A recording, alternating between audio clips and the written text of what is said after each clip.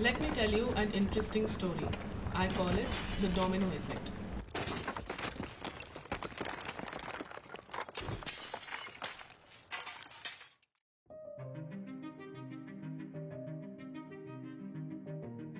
This is a simple case started by a novice surgeon. The capsule is stained with tryphan blue and a needle is used to make a capsulorhexis. The capsulorhexis is made around 4 millimeters, which is really okay in today's times. Now, hydrodissection is attempted, which is complete. You can see the wave. The trenching now begins. A divide and conquer technique will be attempted in this case. Phacoemulsification is begun and nice grooving is done.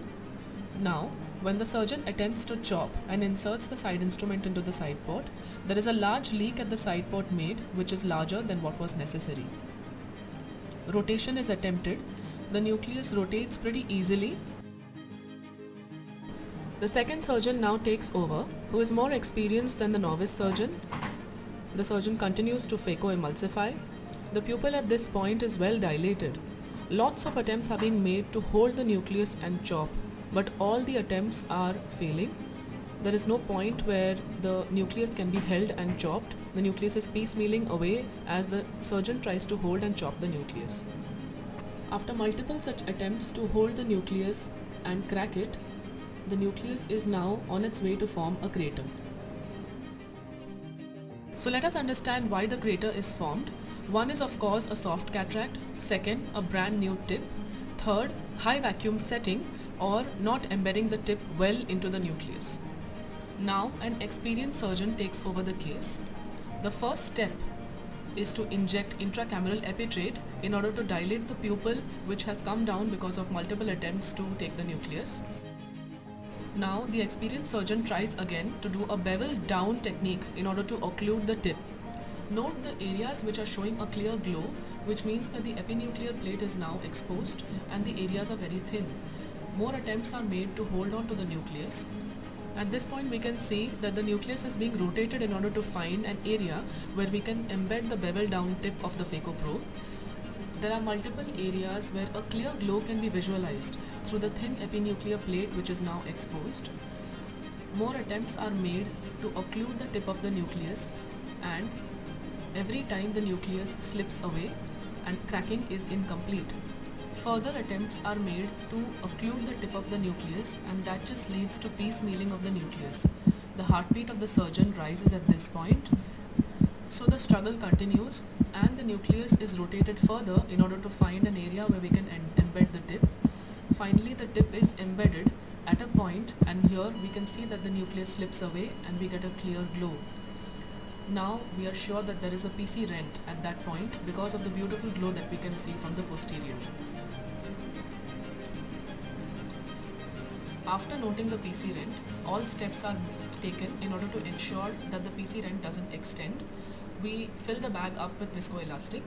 We make sure that the nucleus is brought out into the anterior chamber and emulsified in order to avoid it from sinking.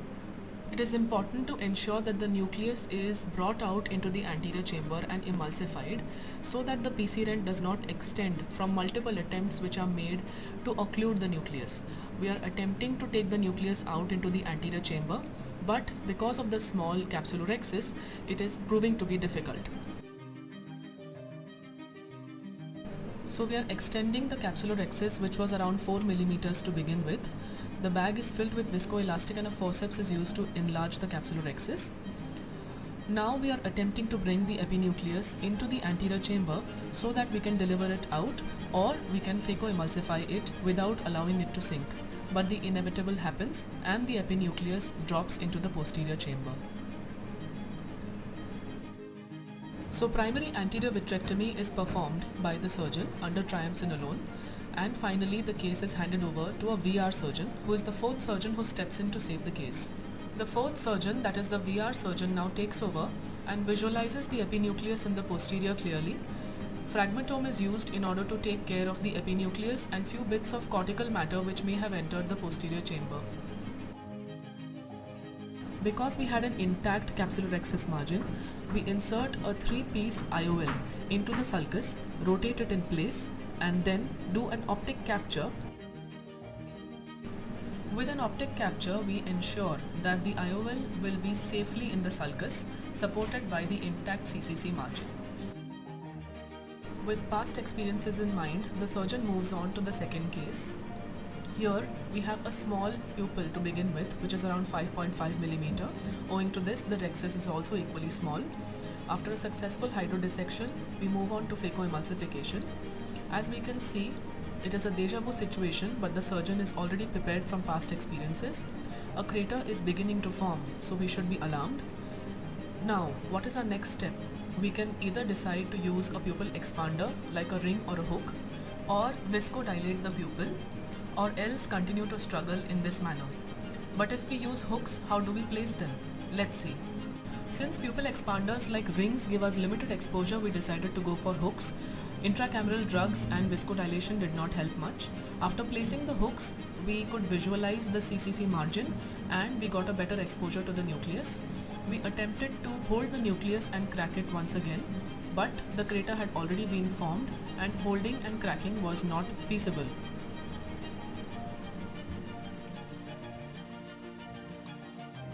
At this point, we decided to remove the nucleus out into the anterior chamber using viscoelastic. We rotated it and brought it into the anterior chamber for easy exposure. Phacoemulsification was attempted.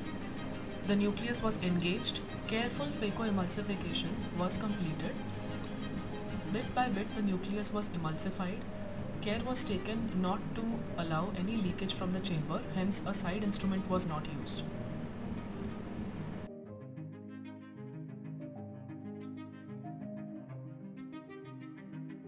After successfully completing phacoemulsification of the nucleus, the epinucleus was then cleared out and a cortical cleanup was also done. A PCIOL is injected into the bag. So in conclusion, when you have a soft cataract, it is wiser to have an older tip.